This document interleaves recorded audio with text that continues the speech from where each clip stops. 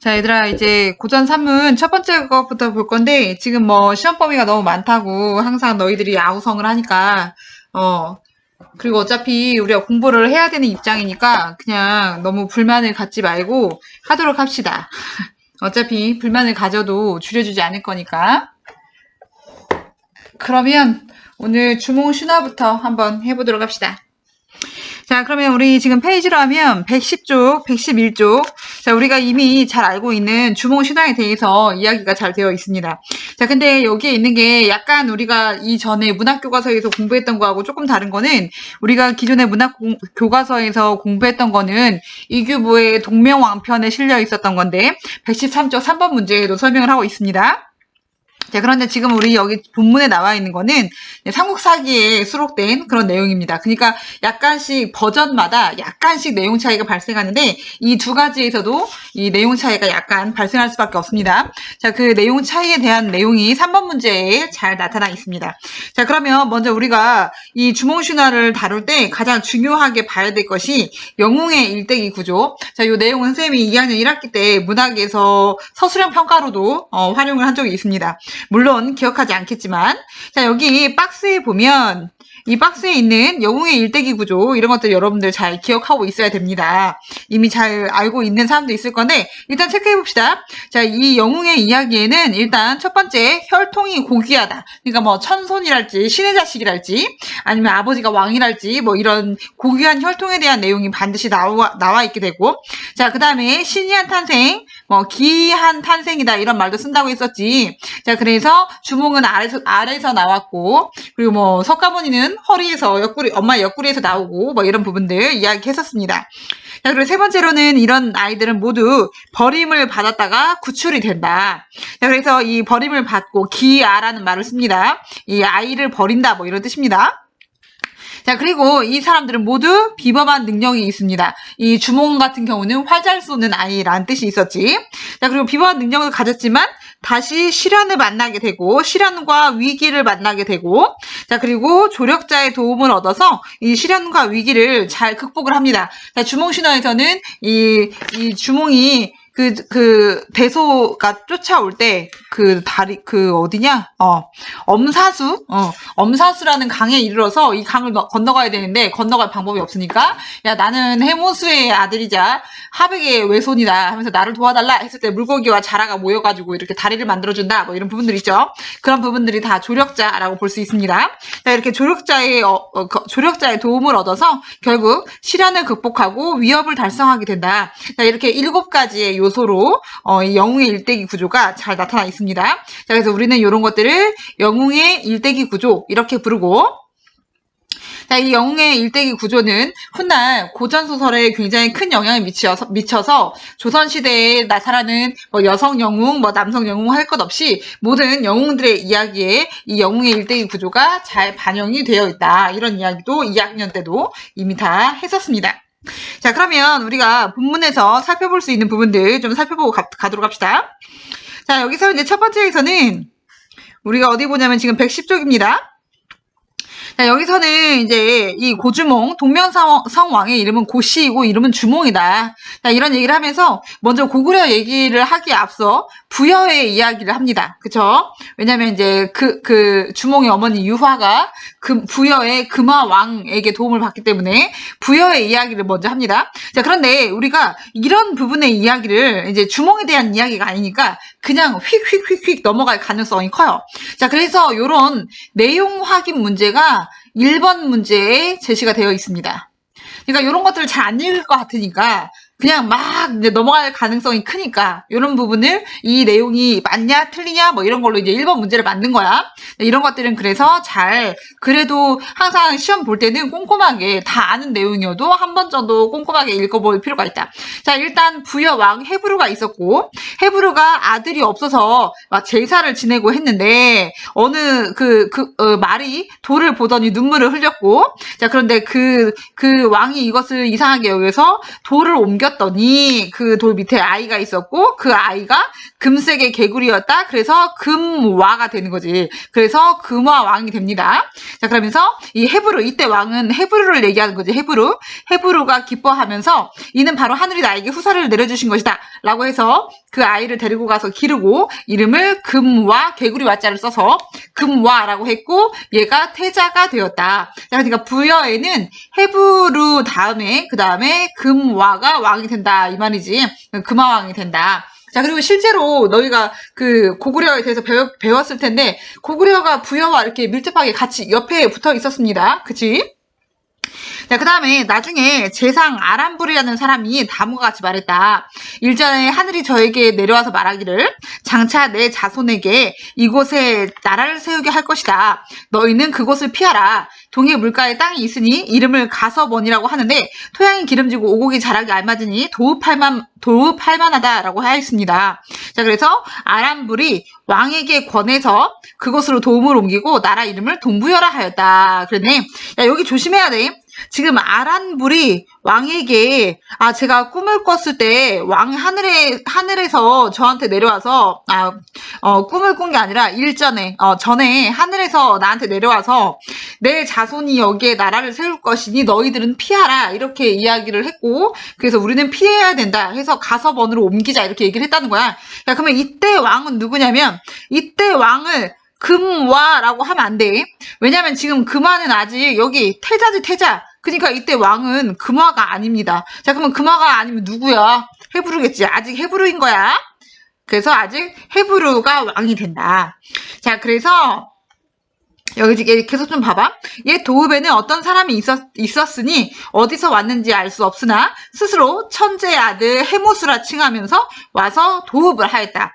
그리고 나서 헤브루가 죽자 금화가 왕위를 이었다. 여기서부터 이제 얘가 부여의 왕이 금와 왕인 거지. 이제 요 앞에까지는 태자였던 거예요. 자, 그러면서 자, 이때 태백산 남쪽 우발수에서 여자를 만나는데 여자의 물으니 저는 하백의 딸이고 이름이 유하인데 여기서부터 이제 우리가 잘 아는 내용이지. 자, 이 여자가 어떤 여자가 있어서 여자한테 물어봤더니 저 유하예요 라고 하면서 여러 동생들과 함께 놀고 있었는데 그때 한 남자가 스스로 말하기를 천재의 아들 헤모스라고 하고 저를 웅심산 아래 압록강 인근의 방 안으로 깨어 사통하고 곧바로 가서는 돌아오지 않았습니다. 부모는 제가 중매도 없이 다른 사람 따라갔다고 꾸짖어서 마침내 우발수에서 귀양살이를 하게 되었습니다. 라고 해서 금화가 유화를 데리고 온다. 그치? 여기부터는 우리가 잘 알고 있는 내용입니다. 자, 그래서 여기서 헤모수와 유화가 결합해서 헤모수는 천재의 아들, 유화는 물의 신인 하백의 딸, 그러니까 다 이렇게 천손인 거지. 신들인 거지. 신들의 자손들인 거지. 자, 그래서 유화가 알을 낳게 되고, 아이고, 왕이라고 썼네. 알인데.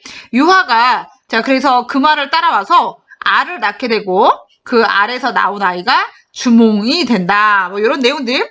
자, 이런 내용들은 이제 우리가 교과서에서 익히 다 알고 있었던 내용들입니다. 자, 그렇게 해서 이제 이 주몽이 뭐 대소한테 그러니까 금화왕의 첫 번째 아들인 대소에게 뭐 질투를 받고 이런 과정들을 거쳐서 이렇게 주몽이 나라를 세우게 됩니다. 그치? 자, 우리는 어디 볼 거냐면 111쪽 봅시다. 그 앞에 있는 내용은 우리가 이제 이미 교과서에서 여러 번 해서 잘 알고 있는 내용이니까. 자, 111쪽에 보면 여기서부터 좀 봅시다. 처음부터. 자, 주몽 이제 여기서 이제 대소가 쫓아오고 있는 거야. 자, 여기서 대소의 추격을 받고 있지, 주몽이. 야, 대소의 추격을 받고 있는 주몽이. 자, 이제 어떻게 도망가나 봅시다. 자, 주몽이 이에 오이, 마리, 혁보 등 3명과 친구가 되어 가다가 엄사수에 이르러서 건너려고 했는데 다리가 없었고, 추격해오던 병사들이, 이건 대소의 이제 병사들이죠. 이 병사들이 닥칠까 두려워서 물에게 구하여 말하기를 나는 천재의 아들이요 하백의 외손이다. 오늘 도망하여 달아나는데 추격자들이 다가오니 어찌하면 좋은가? 라고 하고, 자, 이에 물고기와 자라가 떠올라서 다리를 만들어 주었으므로 주몽이 건널 수 있었다. 자, 이후 물고기와 자라가 곧 흩어지니 추격해오던 기병들은 건널 수 없었다. 그랬지? 자, 그래서 이 물고기와 자라를 우리가 조력자다. 이렇게 부른다. 자, 요거 교과서에서 다뤘던 내용입니다. 자, 근데 이 다음부터는 이제 좀 우리가 교과서에서 약간 달라지는 내용들인데, 요 다음부터는 이제 조금 살펴봅시다. 주몽이 가다가 모든 곡이라는 곳에 이르러서 3명을 만나는데 한 명은 삼배 옷을 입었고 한 명은 기운 옷을 입었고 한 명은 수초로 엮은 옷을 입고 있었다. 그래서 그대들은 어떤 사람인가 이렇게 물었고 성은 무엇이고 이름은 무엇인가 라고 하고 그래서 삼배 옷 입은 사람은 제사, 기운 옷을 입은 사람은 무골, 그리고 수초로 엮은 옷을 입은 사람은 묵거입니다. 이렇게 얘기했다고 하네. 그리고 성씨는 말하지 않고. 자, 그래서 주몽이 제사에게 극씨, 무골에게 중실씨, 묵거에게 소실씨라는 성씨를 주고. 자, 그러면서, 야, 내가 나라를 세우려고 하는데, 마침 이 3사람, 현명한 사람을 만났으니 하늘에서 주신 게 아니겠는가? 라고 해서 이 사람들을 신하로 삼았다. 자, 이 사람들이 이제 초기 고구려를 구성하는 주요 신하가 됩니다. 자, 그래서 이 사람들을 데려다가 이제 신하로 삼고 그 능력을 이제 잘 쓰게 했다라고 하면서 그들과 함께 졸본천이라는 곳에 가서 여기다가 도읍을 정하고 나라를 세웠다. 그 말이지. 자, 그러면서 나라 이름을 고구려라고 했고, 그리고 이로 인해서 성을 고씨로 삼았다. 그래서 고주몽이 된 거지, 고씨. 자, 그리고 이때 주몽의 나이가 22세로 한효원제 건소 2년, 신라 시조 혁거세 21년 갑신년이었다. 사방에서 와서 듣고 와서 따르는 자가 많았다. 자, 그러니까 이제 이때는 고구려를 이 미음은 고구려 건국의 시기를 다른 나라와 비교해서 좀 더 구체적으로 알려주고 있는 겁니다. 자, 그러면서 그 땅이 말갈불악에 있다 있게, 말갈은 말갈족, 어떤 소수 민족입니다. 자, 말갈과 있다 있어서 침입과 도적질의 피해를 입을까 두려워하여 마침내 그들을 물리치니 말갈이 두려워 굴복하고 감히 침범하지 못했다. 그러네. 자, 그래서 말갈은 이제 처치를 한 거야. 여기서 말갈이 더 이상 침략하지 못했다. 자, 그리고 이제 우리가 잘 못 본 부분이 요 마지막 부분입니다. 왜냐면 이제 거의 교과서에서는 고구려에서 나라를 세우면, 이제 고주몽이 나라를 세우면 거기까지를 수록한 경우가 많은데 여기에서는 이 뒤에 이야기를 좀 더 이제 넣은 거야. 자, 그러면 요 뒤에를 좀 더 보면 왕이 비류수 가운데 채소잎이 떠내려오는 것을 보고 상류에 사람이 있는 것을 알았기에 사냥을 하며 비류국에 도착했다. 그 나라의 왕 송양이라는 사람이 있었는데 나와서 말하기를 과인이 바다 깊숙한 곳에 치우쳐 있어서 일찍이 군자를 보지 못하였는데 오늘 서로 만나니 또한 다행이 아닌가? 그러면서 자, 그러나 나는 그대가 어디서 왔는지 알지 못하겠다라고 하면서 자, 그래서 왕이 답하여 말하기를 이때 왕은 주몽을 얘기하는 거겠지. 자, 주몽이 말하기를 나는 천자의 아들로서 모처에 와서 도읍하였다라고 하였다. 자, 송양이 말하기를 그러니까 송양도 왕인데 고주몽이 와서 나도 왕이야 이렇게 말하니까 짜증났지. 자, 그러면서 송양이 뭐라고 하냐면 우리는 여러 대에 걸쳐 왕노릇을 하였다. 땅이 작아 두 주인을 받아들이기에는 부족하다. 그대는 도읍을 세운 지 얼마 되지 않았으니 나에게 빌붙는 것이 어떠한가? 라고 했네. 야, 그냥 이렇게 말하면 좋다 하겠냐? 야, 나한테 빌붙는 것이 어때? 자, 이렇게 말하니까 이제 주몽이 열받았지. 이때 왕은 주몽을 얘기하는 거지 송양 얘기하는 거 아니야. 야, 주몽이 이 말을 분하게 여겨서 그와 더불어 말다툼을 하고 또 서로 화를 쏘아 기회를 겨루었는데 송양이 당해낼 수가 없었다. 자, 그럼 당연히 주몽이 승리했겠지. 자, 주몽이 승리하고 나서 이제 송양은 주몽의 신하가 된다. 이제 송양이 주몽의 신하가 되어서 고구려로 편입을 하는 거야. 자, 그래서 실제로 송양이 이제 고구려에서는 주요 지배층이 됩니다. 고구려의 주요 지배층이 되어서 하나의 귀족으로서 자리를 잡게 된다. 자, 그래서 이런 내용들을 굳이 나라까지 세웠으면 끝나지. 이런 내용들을, 이 뒤에 내용들을 왜 실어놨겠냐. 야, 그러니까 여기서 지금 이 나라 이름을 고구려로 하고 성씨를 고씨로 삼았다. 이 정도까지만 써도 별 문제가 없어. 그냥 나라를 세웠으면 위협을 달성을 한 거니까. 그런데 이 뒤에 있는 이야기들은 왜 있느냐? 자, 이 뒤에 있는 이야기들은 공통적으로 구체적인 지명을 쓰고 있어. 구체적인 지명을 사용을 하고 구체적인 사람 이름을 쓰고 있단 말이야. 자, 이 구체적인 지명과 사람 이름을 써서 이 고구려 건국에 얽힌 이 이야기가 나름대로 굉장히 사실적이고 진실적인 이야기라는 거, 이런 것들을 아마도 확보하고 싶었을 것이다. 그래서 사실성과 진실성 확보를 위해서, 그러니까 이 고구려가 세워진 과정이 진짜고 이런 약간 신기한 이야기, 뭔가 신비로운 이야기, 신의 이야기가 섞여 있는 지금 구조잖아. 자, 근데 이런 이야기가 실제다. 약간 사실성을 확보하고 싶었던 거지. 자, 그래서 이 뒤에 이야기까지 다 이렇게 써져 있는 이유는 아마도 사실성과 진실성을 확보하기 위함일 것이다 라고 하고, 그리고 내가 이 출전이 삼국사기라고 했잖아요. 자, 삼국사기라는 기록 자체가 이런 팩트에 기반한 그런 기록이었어. 그래서 이거는 국사 시간에 배우나? 삼국유사와 삼국사기는 다르다. 삼국사기는 김부식이 써서, 김부식은 관료 출신이기 때문에 몇 년에 뭐 이걸 굉장히 사실적으로 기록하는 것을 중요하게 생각했고, 삼국유사는 일연 거니까, 일연은 스님이지. 자, 스님이 돌아다니면서 각각에 흩어져 있는 이야기들을 모은 거기 때문에 삼국유사에는 어떤 우리의 약간 신기한 이야기, 전설, 뭐 신화 이런 것들이 다 총망라되어 있다. 자, 그래서 삼국사기와 삼국유사는 성격이 좀 다른데 요거는 삼국사기에 실려 있는 거니까 뭔가 팩트체크 이런 것들에 굉장히 신경을 썼던 그런 내용이다. 이렇게 이해를 하고 있으면 되겠습니다. 자, 그러면 이제 문제를 풀러가면 1번 문제는 어렵지 않으니까 여러분들 풀 수 있을 거예요. 자, 근데 요거는 첫 부분을 자세히 읽지 않으면 헷갈리기 시작합니다. 뭐 이런 거 조심해야 돼. 아람불은 금화에게 도움을 옮길 것을 권했다? 아니, 금화가 아니었지. 그 아람불이 이야기한 사람은 헤브루였습니다. 뭐 이런 것들 우리가 체크할 필요 있다는 거야. 자, 그 다음에 송양이 두 나라의 존속기간 차이를 언급하면서 아까 송양이 이런 이야기를 했지. 송양이 뭐라 했냐면, 야, 그대는 도읍을 세운 지 얼마 안 됐고 너 나라 세운 지 얼마 안 됐구나. 나는 좀 오래됐는데 너 나한테 빌붙는 게 어때? 이렇게 얘기했잖아. 자, 그러니까 기분 나빠해가지고 싸워가지고 이 주몽이 이겼지. 자, 그러면 2번이 맞는 설명이 되겠네. 자, 그러면 3번도 그냥 말 나온 김에 볼까? 이런 걸 조심하라는 거야.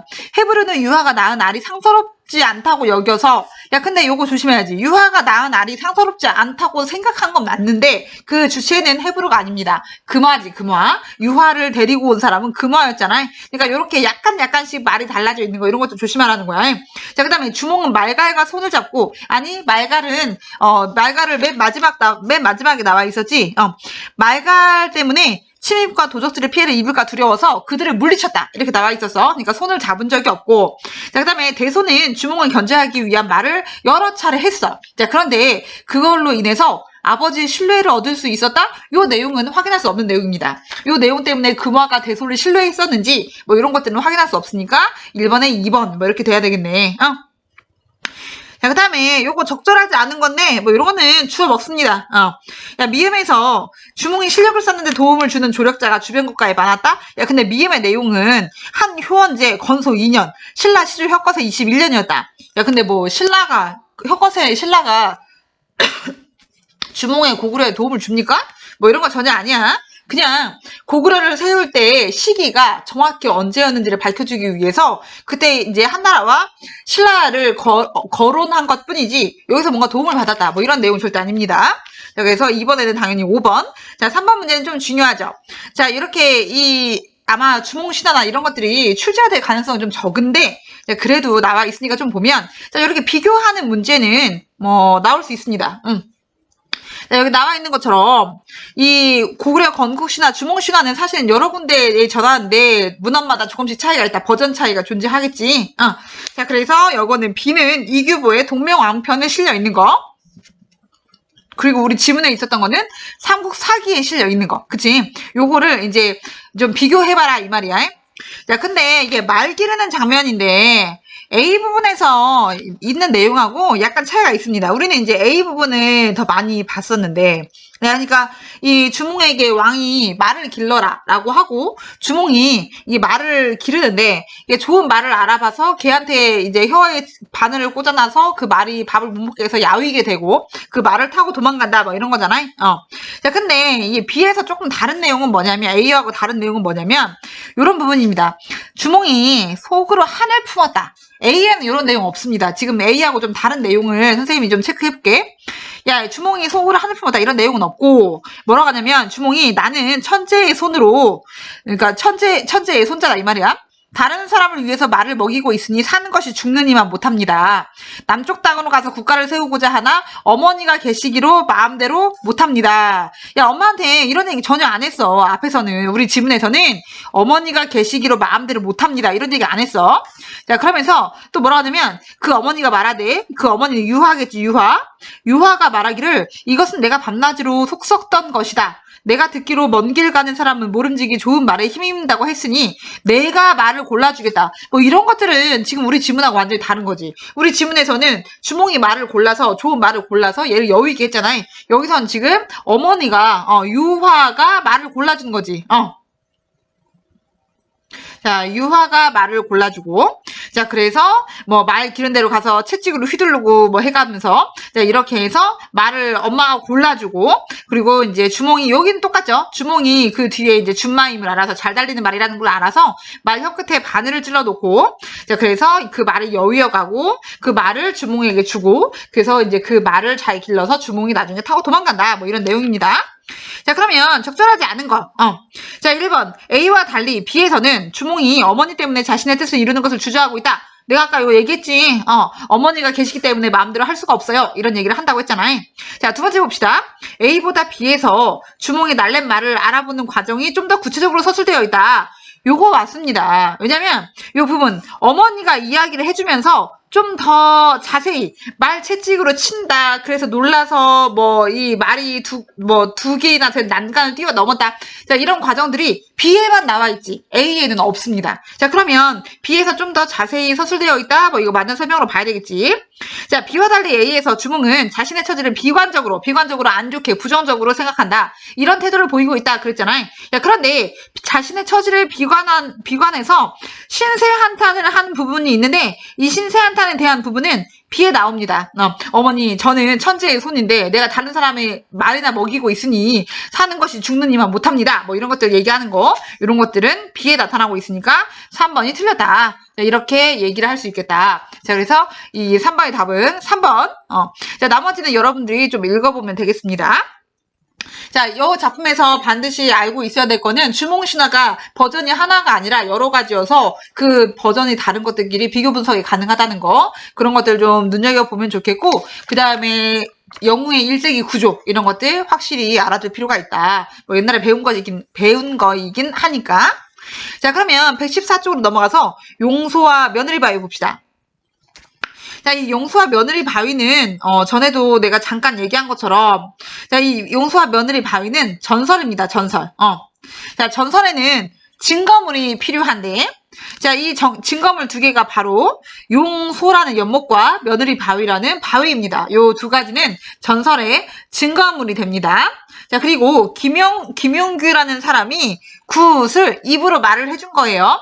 자, 근데 김용규라는 사람이 말을 해줬고 이거를 기록하는데 그때 우리가 체록이라는 말을 씁니다. 누군가가 말을 해주면 거기서 옆에서 녹음해서 막 이렇게 문서로 치는 거, 기록하는 거, 이런 것을 체록이라는 말을 쓰는데 지금 김용규 씨가 구술을 하고 있고 그것을 기록으로 남긴 거야. 자, 그러면 여기서 구자, 이게 입구자란 말이야. 입구자. 미 아니야. 입구자다잉. 자, 입구자인데, 자, 우리가 말글과 말글과 그 다음에 이 손으로 쓰는 글은 다릅니다. 그치? 이 말로 할 때는, 야, 우리도 뭐 선생님도 그렇지만, 글로 쓸 때는 이런 거 얘기하지 않잖아요. 자, 그런데 말로 하다 보면, 이따가, 뭐 이런 말을 쓴단 말이야. 자, 그러니까 내가 하고 싶은 말이 뭐냐면, 구술을 할 때에는 뭔가 줄글과 다른 뭔가 습관이 나타나는 거야. 다시 말하면, 이 구술을 하면, 말하는 이의 습관이 그대로 나타나게 되는데 이 습관을 빼고 기록을 하는 게 아니라 체록은 이 습관까지 그대로 다 쓰는 거야. 자, 그러다 보니까 이게 김용규라는 사람이 구술한 거기 때문에 아마도 말하는 이의 이 김용규라는 사람의 말버릇이나 그런 습관이 이 지문에 그대로 담겨 있을 확률이 있다. 이런 거지. 이제 이런 것들은 사실 좀 출제 포인트가 되기도 합니다. 자, 그러면 빈 공간에 좀 메모를 해봅시다. 자, 우리가 이 설화를 구분함에 있어서 이거는 이제 중학교 때도 맨날 하는 거 아니야? 자, 이 설화를 구분함에 있어서 세 가지로 신화, 전설, 민담 이렇게 나눕니다. 자, 민담은 다른 말로 옛날 이야기라고도 하고, 자, 그리고 우리 신화는 주몽신화를 봤지. 신들의 이야기야. 인간의 이야기라고 해도 신들이 개입되어 있거나, 자, 그리고 이 신화에서는 뭐 나라를 세우거나 뭐 이런 아주 거대한 위협을 달성하는 사람들의 이야기입니다. 자, 근데 전설은 좀 다르지. 자, 전설은 좀 다르고 전설은 또 몇 가지 특징이 있습니다. 자, 전설의 특징 요건 좀 메모를 해놓읍시다. 전설은 구체적이고 제한된 시간과 장소가 있습니다. 자, 이 구체적이고 제한된 시간과 장소가 있어서 마치 이 전설이 진짜 있었던 일처럼, 이 전설에 진실성을 뒷받침해줍니다. 이런 구체적인 시간과 장소가 전설의 진실성을 뒷받침을 해주고. 자, 그 다음에 두 번째로는, 요거는 뭐 선생님이 전에도 좀 중요하다고 얘기했던 겁니다. 자, 특정한 혹은 개별적인 증거물들이 반드시 존재합니다. 전설은 증거물이 존재하지. 자, 그래서 이 증거물이 없으면 전설이 아닙니다. 그래서 전설은 증거물이 존재한다는 거. 그리고 요거 세 번째, 요것도 하나 알아둘 필요가 있는데, 전설에서는 인간과 그 인간을 둘러싼 세계가 갈등을 일으킵니다. 자, 갈등을 일으키고, 그리고 전설이 우리가 그 내용 얘기했었잖아요. 전에도. 전설은 비극적인 결말이 좀 많이 있다. 자, 전설이 비극적인 결말이 나오는 이유는 이 갈등이 나타나고 주로 인간이 갈등에서 패배를 합니다. 집니다. 자, 그래서 이 인간이 패배하는 이런 내용들. 자, 인간이 패배하면 내용이 슬프게 끝날 수밖에 없겠지. 자, 그래서 이 진실이 비극적인 결말이 좀 많다. 뭐 이런 것들 중학교 때 열심히 배우는 것들입니다. 근데 여러분들이 뭐 잘 모르고 있는 것 같아서 선생님 한번 메모를 해줬고. 자, 그래서 전설의 특징입니다. 이런 것들 좀 메모를 해놓고. 자, 그 다음에 이어서 우리 본문으로 가서 본문의 내용 좀 봅시다. 바쁘니까 빨리빨리 봐야 되겠네. 자, 여기 보면 용소는, 야, 이 소자가 들어가면 연못이야, 연못. 자, 용소는 장현읍에서 한 20리 되는 거리에 있는데, 장현읍이라는 동네가 진짜 있어. 자, 이거는 구체적인 지명이죠. 이 구체적인 지명에서 장현읍이라는 동네가 있는데, 그 장현읍에서 그 서도 민요로 유명한 몽금포 타령이라는 게 있는 데거든. 막 하면서 몽금포 가는 길에 이제 용소라는 것이 있는데, 그 전설이 어떻게 됐냐 할 것 같으면 그렇게 옛날 옛적 얘기지. 뭐 이런 것들. 야, 기억에 있는 이런 내용들 좀 기억해 둘 필요가 있습니다. 그 전설이 어떻게 되냐 할 것 같으면 그러게 옛날 옛적 얘기지. 이런 거. 자, 이런 거 구어적인 표현입니다. 야, 우리가 글로 쓸 때는 이런 쓸데없는 표현들 다 정지를 해가지고 지웁니다. 근데 여기는 지금 그냥 말을 한 것을 그대로 옮겨놓은 거기 때문에 지금 이런 표현들이 남아있는 거야. 자, 그래서 요거는 이 구어적인 표현이라고 하고, 이런 것들 우리는 구비문학의 일종의 특징이라고 볼 수 있습니다. 그래서 이거 구비문학의 특징이야. 자, 그러면서 옛날에 지금 용소 있는 자리가, 지금은 용소라고 연못이 있는 자리가 이전에 장제첨진의 집터 자리라 그래. 야, 이게 집터 자리인데, 이런 것도 집터 자리라 그래. 장제첨진의 집터 자리인데, 한 말 또 하고 한 말 또 하고 하는 거, 이런 것들도 뭐 집터 자리라 그래. 뭐 이런 것들도 다 구어적인 표현이라고 볼 수 있습니다. 자, 그러면서 장제첨지라는 영감이 있었는데, 거기에서 그 영감이 수천서 가는 부자로 아주 잘 살고 거기다 좋은 집을 짓고 서 있었는데, 그 영감이 아주 깍쟁이가 돼서 뭐 다른 사람이 도무지 도와도 주지 않고 돈만 모으던 그런 유명한 영감이라서, 거기 사람들이 말하자면 돼지 하는 그런 영감이라네 하면서 뭐 이런 거, 뭐 다른 사람 도무지 도와주지도 않고. 자, 이런 말은 없어도 되는 말인데 있는 거지. 자, 이런 말을 우리가 쓸데없는 말이다 해서 뭐라고 하냐면 군말이라고 합니다. 아까 얘기한 것처럼 우리가 말을 할 때 뭐지 막 이렇게 얘기하는 사람들이지, 막 이렇게 첫째 뭐지 막 하면서 얘기하는 거 있지. 그런 것들을 다 쓸데없는 말, 군말이라고 합니다. 이거는 이제 말하는 사람의 습관인 경우가 많아. 자, 그래서 이런 것들을 군말이라고 합니다. 자, 근데 여기서 지금 이제 중요한 내용은 이제 등장인물이 나왔지. 자, 여기는 고전 산문이기 때문에 어쨌든 인물 따라가라 이 얘기를 지금 매 시간 하고 있습니다. 장제첨지라는 구두쇠가 있었다. 근데 부자다 이거지. 구두쇠 부자 영감이 있었습니다. 자, 그러면서 자, 이제 이어서 좀 보면, 그래서 국어라는 사람이 와도 당초에 주질 않고, 또 되게 중들이인지 그 시주를 하러 와도 도무지 주지를 않고, 뭐 이런 도무지 주질 않고, 그런 아주 소문이 나쁘게 나 있는 영감인데, 어느 여름철에 거기서인지 그 용소 있는 데서 한 20리 가면 불타산이라는 산이 있는데, 그 불타산은 절이 많기 때문에 불타산이라는 그런 절이 있는데, 야, 요 문장도 이게 구어이기 때문에 가능한 거야. 구어적인 표현이야. 왜냐면 야, 그 불타사는 뭐뭐뭐뭐야 이렇게 끝나야지. 불타사는 뭐다 이렇게 문장이 끝나야 돼. 근데 여기서 불타사는 갑자기 절이 많기 때문에 불타산이라는 그런 절이 있는데 이렇게 얘기하는 거야. 그러면 그 불타사는 여기에 호응하는 서술어가 없어. 그러니까 요 니은의 문장은 딱 떼놓고 보면은 비문이야. 비문. 틀린 문장이야. 자, 그런데 이게 구어적인 표현이니까 요것을 우리가 이해할 수 있다는 거지. 자, 그래서 그 불타산은 절이 많기 때문에 불타산이라는 그런 절이 있는데 거기에서 그 도승이 그 영감이 아주 나쁘다는 소리를 듣고서 우정인지 일부러인지 그 집을 찾아가서 목탁을 치면서 시주를 해달라고. 그러니까 이 영감이 뛰어나가면서 뭐라고 하냐면 이놈 너희 중놈들이라는 것은 불농불사하고 일도 안 하고 댕기면서 얻어만 먹고 그러는데 우리 집에서는 절대로인지 쌀 한 톨이라도 줄 수가 없으니까 가라고 막 하면서 엄청 이제 나쁘게 막 군 거야. 자, 그러면서 근데 이렇게 말할 수는 있지. 그러니까 이게 시주를 왔을 때 시주를 하는 사람이 야 우리는 시주를 안 할 거야 이렇게 말할 수는 있지. 근데 여기까지만 하면 괜찮은데 이 할아버지가 장제첨지가 보통 인간이 아니야. 자, 그래서 소리를 질러도 그대로 그 중이 이제 가지를 않고서는 독경을 하고 있으니까 경을 읽고 있으니까 이 영감이 성이 나서 지금은 되게 삽이라는 게 있지만은 옛날에는 그것을 무엇이라고 하나 부삽이라고 하나 그거 있는데 그걸로 두엄더미에서 쇠똥을 퍼가지고서는 우리 집에 쌀은 줄 거 없으니까 이거나 가져가라 하고서는 바랑은 이렇게 스님이 메고 다니는 가방 같은 거 있거든.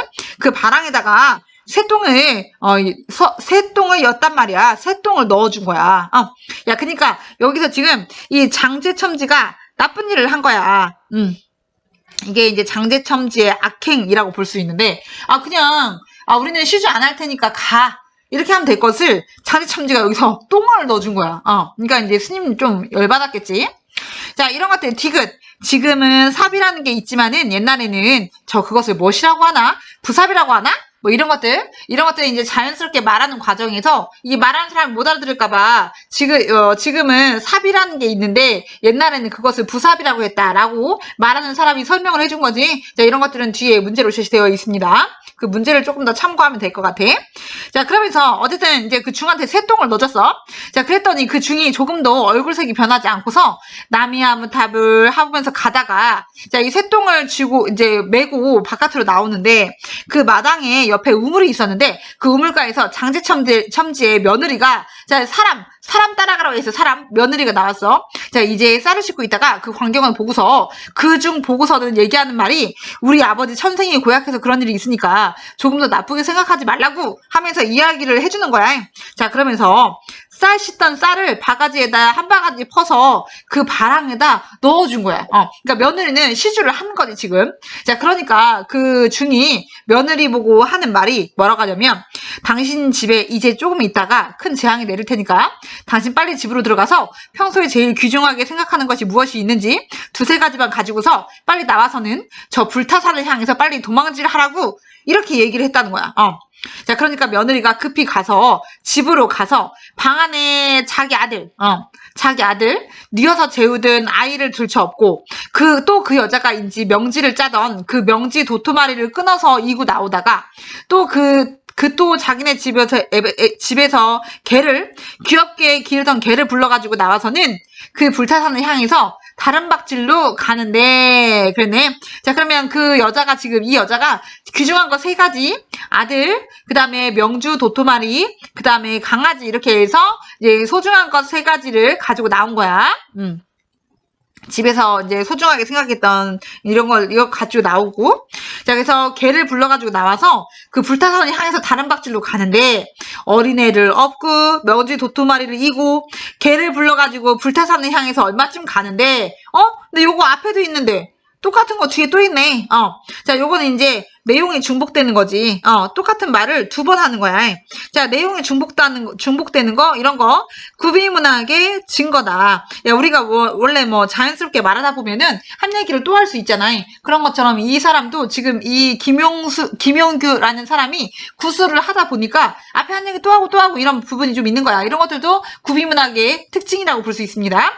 자, 그러면서 이제 불타산을 향해서 막 가고 있는데 그때까지 아주 명랑하던 하늘이 갑자기 흐려지면서 뇌성병력을 하더니 말이야. 그러면서 리을. 근데 그 중이 먼저 무슨 주의를 시켰냐면, 자, 여기는 별표다. 당신 가다가서 뒤에서 아무런 소리가 나도 절대로 뒤를 돌아보면 안 된다. 이렇게 부탁을 했어. 자, 그러면 여기는 이런 것을 우리는 뭐라 하냐면 고급스럽게 금기. 꼭 지켜야 되는 거. 깨면 절대로 안 되는 거. 금기를 준 거야. 그러니까 이 집에서 지금 이 집에 재앙을 내릴 건데 너만 살려주는 거니까 너는 꼭 이걸 지켜라. 이걸 금기라고 하는데, 자, 그러면서 이제 금기를 줬어. 야, 무슨 일이 있어도 절대로 뒤를 돌아보면 안 된다. 이게 금기를 줬는데 이런 여자들이 또 이런 말을 잘 안 지키잖아. 자, 그러면 좀 더 봅시다. 이 여인이 가는데 갑자기 뇌성병력을 하면서 그 벼락치는 소리가 나니까 깜짝 놀라서 뒤를 돌아봤단 말이야. 그랬네. 야, 그러니까 여기서 금기가 깨진 거지. 금기가 깨졌어. 지켜지질 못했어. 근데 금기가 깨지면 문제가 생기겠지. 자, 근데 이어서 보면, 그러니까 그 자리에서 그만 화석이 되었어. 돌이 되었어. 그 사람이 그만 화석이 되고 말았다는 게야. 이것도 이제 말버릇, 이 구술문학의 특징이지. 앞에서 한 얘기 또 하는 거. 걔도 그렇게 화석이 돼서 그 자리에 서 있다고 하는데, 지금도 불타산 안에서 얼마 내려오다가 그 비스를 타니 거기 사람들은 이것이 며느리가 화석된 게라고 하는 바위가 있는데, 자, 이 바위의 이름이 바로 며느리 바위가 되겠지. 이 바위가 있는데 역시 사람 모양하고 뭐 머리에 뭐 인거 같은 거 있다는, 머리에 올리다 이런 뜻이야. 그 아래에 개 모양 같은 그런 화석이 아직도 있단 말이야. 헐, 아직도 있단 말이야. 아직도 있다? 그러면 증거물이지, 증거물. 아직도 존재하는 증거물이다. 자, 그러면서 한데 그때 그의 벼락을 치면서 그 장제첨진의 그 집이 전부 없어지면서 그만 거기에 몇백 길이 되는지 모르는 이제 큰 소가 됐단 말이야. 이때 소는 연못이지. 연못이 됐단 말이야. 자, 그러면서 한데 그 소가 어느 만큼 넓으냐면 여기 어린이 놀이터보다도 더 넓은데 이거 그만 2배쯤 되는 품인데 막 하면서 이제 얼마나 넓은지 막 설명해 주는 거야. 자, 그러면서 그 소에서 물이 얼마나 많이 나오는지, 물 나오는 소리가 쿵쿵쿵쿵쿵 하면서 그 곁에 가면 이제 집안이 울린단 말이야. 이리 너무 물이 많이 나와서 그 물을 가지고서 몇만 석 되는, 이제 말할 것 같으면 수천 정도의 그 평야에 논에 물을 소에서 나오는 물 가지고서 되는데, 그 물은 아무리 비가 와도 느는 법이 없고 감으로도 줄어드는 법도 있고, 그게 얼마나 깊은지 보려고 해도 깊이를 잴 수가 없었다. 그만큼 깊은 소가 되었다라고 해서, 자, 이 용소와 며느리 바위, 이 이야기의 증거물로 남은 이 며느리 바위에 대한 이야기, 며느리가 금기를 어기면서 화석이 되어버린 그 이야기와, 그리고 그 장제첨진의 집이 모두 용소라는 연못이 되었다라는 이 증거물에 얽힌 이야기를 지금 우리한테 해주고 있었습니다. 자, 그래서 이거는 전설인데, 자, 요거 하나 메모합시다. 야, 그러면 금기를 왜 주냐? 금기를 주면 뒤를 돌아보지 마라 하면 안 돌아보면 되잖아. 근데 사람들은 꼭 뒤를 돌아본단 말이야. 이게 뭔가 문제가 있는 거지. 자, 그러면 금기는 어떤 역할을 하느냐? 이거는 메모를 좀 합시다. 자, 금기는 일단 하지 말라고 하면은 꼭 해. 금기는 본능과 욕망을 이겨내지를 못해, 인간은. 야, 못하는 이 본능과 욕망을 이겨내지 못하는 인간의 한계를 표출한다. 야, 무슨 말이냐면, 하지 말라고 하면 안 하면 돼. 그지? 하지 말라고 하면 안 하면 되는데, 하지 말라고 하면 그게 막 하고 싶어. 그리고 그거를 이겨내지를 못해. 그러니까 배구를 하지 말라고 하면 안 하면 돼. 근데 그거를 이겨내지를 못해. 금기지, 금기. 금기를 지켜야 돼. 금기를 못 지키면 돌이 된다고. 지금 현중이나 현규가 돌이 될 가능성이 있다는 거지. 자, 그래서 본능과 욕망을 이겨내지 못하는 인간의 한계를 표출하고, 자, 그 다음에 일단 금기가 등장을 하면 이야기 자체가 뭔가 극적으로 전개가 된다. 돌아보지 말라고 했는데 돌아봤을까? 배구하지 말라고 했는데 배구를 했을까 안 했을까? 이런 긴장감이 생긴단 말이지. 자, 그래서 이 이야기 자체가 긴장감을 만들어줄 수 있다. 긴장감을 표출하게 해준다. 자, 그러면서 결국은 이 금기는 거의 모든 옛날 이야기, 신화나 전설에서는 금기가 나오지만 인간은 결국 이 금기를 지키지 못합니다. 자, 그러면 금기는 작품의 비극성을 만들어줍니다. 자, 그래서 이 작품의 비극성을 높이는 그런 역할을 하면서 자, 그다음에 네 번째로는 이 금기는 이 어떤 인간이 다른 것들을 얻기 위한 조건입니다. 조건. 자, 근데 조건을 제시해서 이 조건을 지키면 그 사람은 나쁜 일을 안 당하거나 그 사람은 뭔가 좀 더 대단한 존재가 될 수 있거나 뭐 그럽니다. 자, 그래서 이 조건을 제시를 해주면서 이 초월적 세계로 갈 수 있는 방법을 알려주는 역할을 하기도 해. 야, 여기서는 이제 이것에 해당되진 않지만 여기서는 그 뭐 초월적 세계로 간다 이런 건 아니지만 이 말은 왜 나왔냐면 가끔 어떤 조건, 금기, 예를 들어서 그 우리가 그 단군 신화에서 사람이 되려면 마늘과 쑥을 100일간 먹어라. 이 단군 신화에 나오는 100일간 먹어라. 이런 것들도 역시 금기입니다. 근데 이 금기를 이겨내면 이 그 곰과 호랑이가 인간이 될 수 있었지. 그러니까 금기를 이겨내면 가끔 초월적 존재가 될 수도 있는데 초월적 세계로 가거나 뭔가 더 거대한 걸 이뤄낼 수 있는데 사람은 이 금기를 지키지 못한다. 자, 그래서 이 금기를 제대로 지키지 못해서 이 초월적인 세계로 가지 못하는 거. 자, 그래서 어떤 인간의 한계를 드러내는 뭐 1번과 상통합니다만 본능과 욕망을 이겨내지 못하는 인간의 한계를 표출하는데도 이게 중요한 역할을 한다. 그래서 금기가 이런 역할을 한다는 거 참고해서 알고 있으면 되겠다.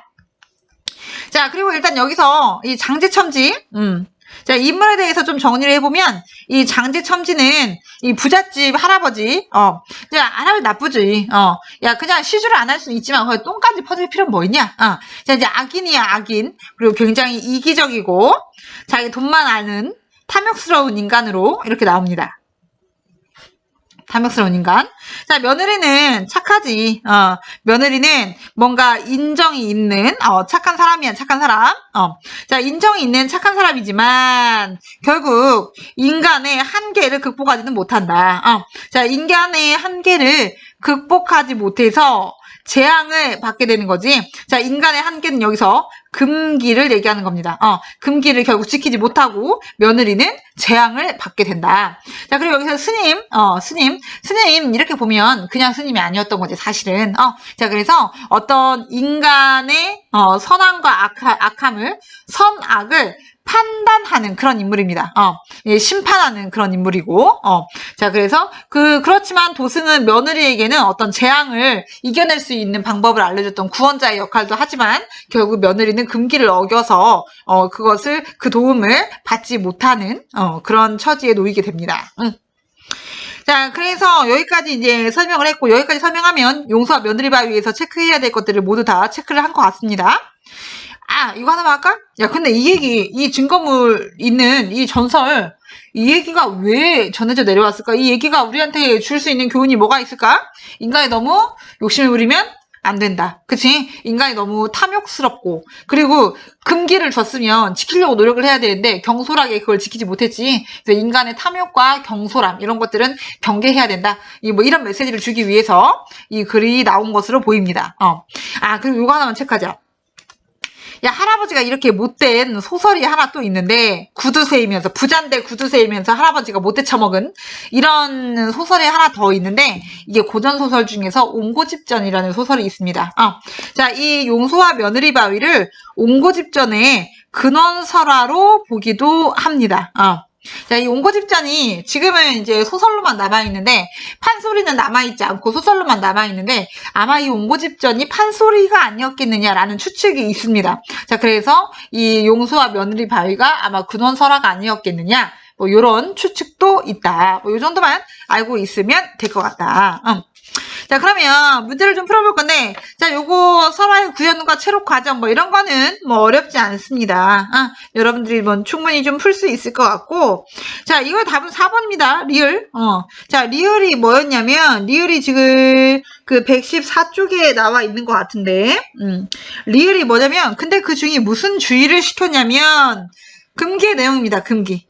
야, 금기의 내용을 얘기하는데, 이거 뭐 청자도 알고 있을 것이라는 알고 있을 것이라고 예상하는 내용을 통해 뭐 요약한다? 아니지. 그냥 금기의 내용을 얘기하는 것이어서 요 내용하고 전혀 관계가 없습니다. 자, 2번 문제. 2번 문제는 좋은 문제입니다. 자, 적절하지 않은 거.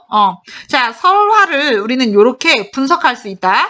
증명, 인과, 유일, 환기, 강조성으로 이렇게 분류할 수 있는데 요 내용을 자세하게 쭉 설명을 하고 있습니다. 근데 요 내용과 관계없이 2번이 틀리는데 여러분들 이거 좀 읽어보세요. 뭐 증명성, 설화는 이 증거물이 생겨난 이유나 존재 생성의 과정을 증명하는데 활용된다. 뭐 이런 것들 그냥 한 번씩 읽어보면 돼. 자, 근데 2번이 틀리는데 2번이 왜 틀리냐면 요거는 이제 앞에 있는 내용과 관계없이 2번이 틀립니다. 자, 왜냐면 장제첨진의 집은 증거물이 아닙니다. 자, 이 전설에서 지금 증거물은 용소라는 연못과 며느리 바위라는 바위인 거지 장제첨진의 집은 지금 사라지고 용소가 생긴 거기 때문에 이 장제첨진의 집은 증거물이 아닙니다. 이런 것들 뭐 사실관계에 입각해서 보는 거 뭐 이런 것들 좀 생각해 봐야 되고 뭐 3번 문제 이런 거는 한번 읽어보면 됩니다. 잘 알고 있어야 되는데 아까 금기에 대해서 이야기했습니다. 금기가 어떤 내용을 드러내는지 그런 것들 이야기를 했다. 자, 그래서 이 금기의 내용 뭐 좀 체크하면 3번 문제 어렵지 않게 풀 수 있을 것입니다. 잘 체크해 두세요. 자, 이렇게 하면 지금 이제 이 용서 며느리 바위까지 해서 2개의 질문 받고 내일 또 이어서 선생님이 또 강의해서 올리도록 하겠습니다. 내일 이생규자전까지 해서 반드시 올리도록 하겠습니다.